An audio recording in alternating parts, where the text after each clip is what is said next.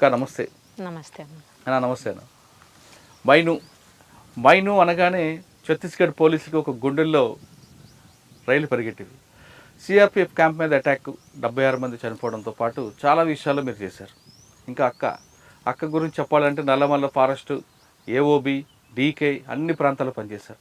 అమ్మ, మీరు ఆ టైంలో అడవిలోకి వెళ్ళిన సమయానికి మీ గ్రామంలో ఉన్న సమస్యలు ఏంటి, ఎందుకు అడవిలోకి వెళ్ళారు, వెళ్ళిన తర్వాత జరిగిన కార్యక్రమంలో అమరలు అవడం అనేది కొంచెం బాధాకర విషయం. ఆ సంఘటన ఎలా జరిగింది ఫస్ట్ మీరు చెప్పండి. మీ ఆ సమయంలో నల్లమల్ల ప్రాంతం కానీ, ప్రకాశం జిల్లా ప్రాంతం కానీ, మీరు పుట్టి పెరిగిన అర్ధవీడు ప్రాంతం కానీ ఎలాంటి సమస్యలు ఉంటాయి? ఫస్ట్ మా అన్న పార్టీలోకి వెళ్ళాడు. అప్పుడు పెద్దగా మేము అంత జ్ఞానం కూడా లేదు. పార్టీకి ఎందుకు వెళ్ళారమ్మా సాగర్? అప్పుడు చదువుకుంటున్నాడు. చదువుకోవడానికి వెళ్ళి నేను చిన్నగానే ఉన్నప్పుడు అన్న చదువుకుంటూ ఎగ్జామ్ రాసి వస్తానని చెప్పేసి కంబంలో చదువుకున్నది. కంబం ఎగ్జామ్ రాసి వస్తానని చెప్పేసి వెళ్ళిపోయిండు. ఇక రాకపోతే ఎందుకు రాలేదా అని చెప్పేసి 2-3 రోజు మరుసటి రోజు కల్లా ఏం లేడు అని చెప్పేసి అంటే ఆ నక్సలైట్లలో వెళ్ళిపోయినాడు అనేది చెప్పి ప్రచారం అయింది. అరే అసలు ఎగ్జామ్ మా అమ్మ వచ్చి మమ్మల్ని అడిగింది, అన్న ఏం చెప్పి వెళ్ళాడంటే ఎగ్జామ్ కోసం అని బ్యాగు ఇవన్నీ పట్టుకున్నాడు వెళ్ళినాడు అని చెప్పినాము. ఇక వచ్చి సాయంత్రానికల్లా ఇక ఫుల్లు ఏడుస్తూ ఉన్నాము. ఇంక మా అన్న లేడు, ఎటు పోయిండో అని చెప్పేసి. ఇక జనాలందరూ వచ్చేసి వాళ్ళు మత్తు మందు పెడతారు, అటు చేస్తారు ఇటు చేస్తారు, నక్సలైట్లలో తీసుకుపోతే ఎక్కడన్నా చూడండి రైల్వే స్టేషన్లల్లో అంటే. పార్టీ గురించి కూడా అప్పటికి పెద్దగా మాకేం తెలియదు.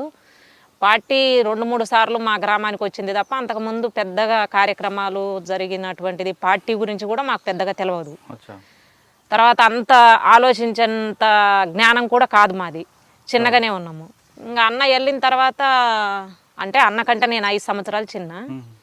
ఇంకా వెళ్ళిన తర్వాత చాలా లెక్క ఎతికినాము, రైల్వే స్టేషన్లు, బస్ స్టేషన్లు, మనకు తెలియదు పార్టీ ఎక్కడ అంటే తీసుకొని వెళ్ళి ఎటో తీసుకెళ్తారు అనేటువంటిది ప్రచారం ఉన్నది. అట్లా తిరిగినాము, చుట్టుపక్కల ఊర్లు తిరిగినాము. అంతలెక్క తిరిగితే కొండ దాటేసి యువతల సైడు అంటే మా ఊరు అర్ధవీడు మండలము లక్ష్మీపురం విలేజ్, అటు వెలగలపాయ లోయ అంటారు, ఆ లోయలో మా ఊరు ఉండేది. అయితే యువతల సైడు శంకరాపురం అని చెప్పేసి అక్కడ అర్ధవీడు పక్కన అక్కడ దళం ఉన్నదని చెప్పేసి తెలిసిన తర్వాత అక్కడికి వెళ్ళిండ్రు. అక్కడికి వెళ్తే వీళ్ళు మా వాళ్ళు వెళ్ళేసరికి వాళ్ళు లేరు. అట్లా దాదాపు 4 రోజులు 5 రోజుల తర్వాత ఎక్కడో ఊరు దగ్గర ఉన్నాడు అని చెప్పేసి తెలిసినాక పోయి పట్టుకున్నాము. ఇక పట్టుకొని రావాలి ఇంటికి అని చెప్పేసి నేను, మా అన్న, మా చెల్లెలు, మా అమ్మ ముగ్గురము ఇంటికి రావాలని చెప్పేసి ఒకళ్ళం డ్రెస్ వదులుతాము, ఒకళ్ళం తుపాకీ తీసేస్తాము. ఇట్లా చేస్తుంటే దళం వాళ్ళు లేదమ్మా వస్తలేమ్మా రేపు తీసుకొస్తాం మీ అన్నను అని చెప్పేసి చెప్పేవాళ్ళు. ఇక అయినా కూడా ఇక మేము వదిలిపెడతలేము.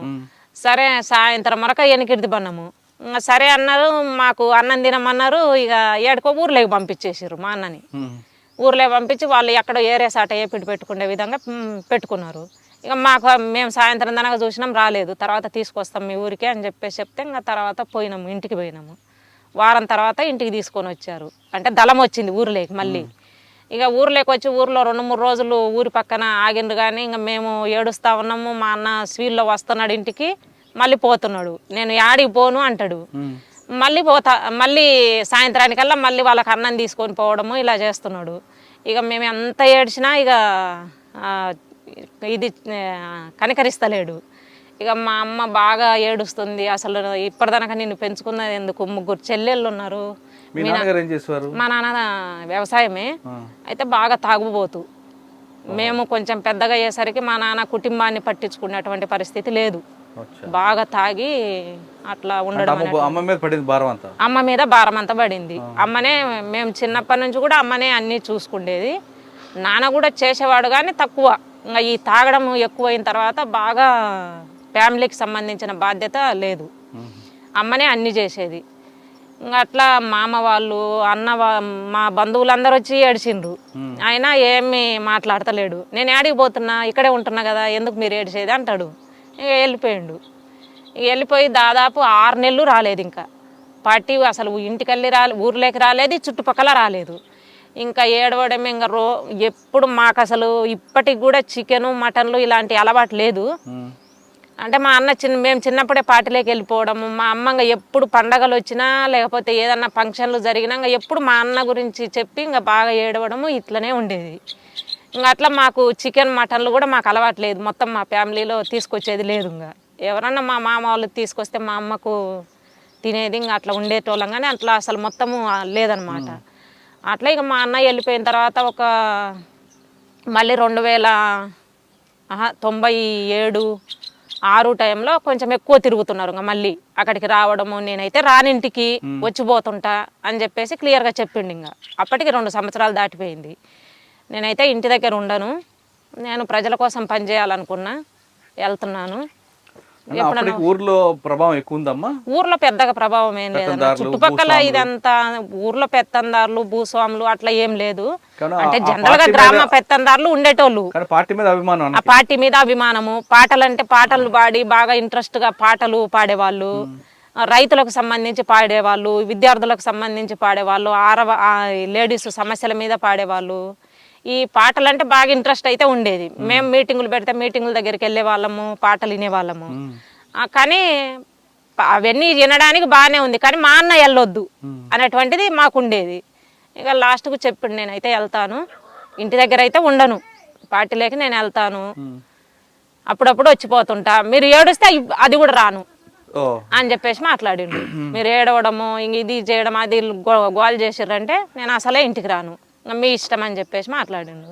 ఇంకా మేమే కన్విన్స్ కావాల్సిందే, ఎందుకంటే అప్పటికి దాదాపు 2 సంవత్సరాలు అయిపోయింది కాబట్టి ఇంకా కనీసం కళ్ళ చూపు చూసుకోవాలన్నా కావాలి కదా అని చెప్పేసి ఇంకా సరే అని చెప్పేసి ఏడవడం తగ్గించేవాళ్ళము. ఇంకా అట్లా 2 సంవత్సరాల తర్వాత ఇంకా రావడం పోవడం అలా చేసేవాడు. ఇక 2 సంవత్సరాల తర్వాత చెల్లెని కూడా తీసుకెళ్తానని అమ్మకు చెప్పాడు.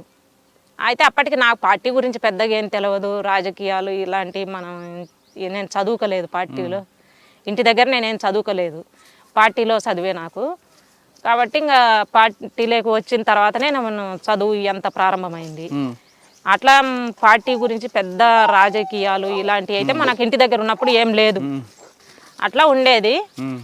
ఇక సరే అని చెప్పిన తర్వాత ఇక నన్ను అడిగాడు, మరి ఏంటి పద్మ వస్తావా పార్టీలోకి అని చెప్పేసి అంటే సరే వస్తాను అని చెప్పినాము. వస్తాను అని చెప్పి ఇక ఫస్ట్ కొన్ని రోజులు సరే వచ్చి ఫస్ట్ దళం పద్ధతులు, పార్టీ పద్ధతులు చూడు, ఆ తర్వాత నీ ఇష్టం. అది పార్టీలు అయితే మంచి బాగుంటారు జెంట్స్, ఈ బయటి సమాజం లాగా పెళ్ళిళ్ళు అయినా ఈ బయటి సమాజం లాగా తిట్టడం, కొట్టడం, తాగడము ఇలాంటి ఉండవు లక్షణాలు చెప్పాడు. చెప్పిన తర్వాత అయితే మధ్యన వెళ్ళొచ్చే వాళ్ళము, 1 వారము 10 రోజులు ఉండడము రావడము, నేను మా అమ్మ ఇద్దరం వెళ్ళేసి. అట్లా వచ్చిన తర్వాత ఇంకా 97 ఆ టైంలో ఫుల్ టైమర్గా వెళ్ళిన పార్టీలోకి వెళ్ళిన. 2007 నల్లమల దళమే. అప్పుడు బాలన్నని తూర్పుగోదావరి పశ్చిమ గోదావరి ఆయన ఇప్పుడు బయట ఉన్నాడు, బయటనే ఉంటున్నాడు, కమాండర్గా ఆయన ఉన్నాడు. ఇంకా అన్న కూడా అదే దళంలో ఉన్నాడు. నేను అమ్మ ఇద్దరం వెళ్ళినాము, వారం రోజులు అట్లా ఉన్నాము, మళ్ళీ ఇంటికి వచ్చేసినాము, మళ్ళీ వెళ్ళే వాళ్ళము. అయితే అన్నిటికంటే నాకు పోవడానికి బాగా అంటే ఈ అన్న చెప్పడం ఒకటి, ఇక పోలీసులు బాగా తిరగడము, ఇంటికి వచ్చేసి ఇంటి మీద దాడి చేయడము. అసలు ఎవరు ఉండరు మా ఇంట్లో, మగవాళ్ళు ఎవరు లేరు, మా నాన్న ఎక్కడో ఉండేటోడు. ఎవరు మా మేనమామ వచ్చి మా ఇంటి దగ్గర కూర్చున్నా కూడా ఈడు సాగరే అని చెప్పేసి, సాగర్ అంటే అప్పుడు ఈడు ప్రతాప్ అని చెప్పేసి తీసుకొని కొట్టుకుంటూ పోవడము. తర్వాత నేను ఇంటి దగ్గర ఉంటే నువ్వు వాడి భార్యవా వాడు చెల్లివా అనేటువంటి ఆ మాటలు ఉన్నాయి చూడు, అసలు కనీసం ఎవరు నువ్వు అనేటువంటిది అడిగే ఇది కూడా లేదనమాట. అట్లా మాట్లాడేవాళ్ళు. అసలు వీళ్ళకి ఏంది ఇంత ఇదిగా అడుగుతున్నారు, అసలు భార్య అనేది చెల్లి అనేటువంటిది తెలుసుకోకుండా కూడా ఎట్టనంటే అట్లా మాట్లాడుతున్నారు, కొడుతున్నారు.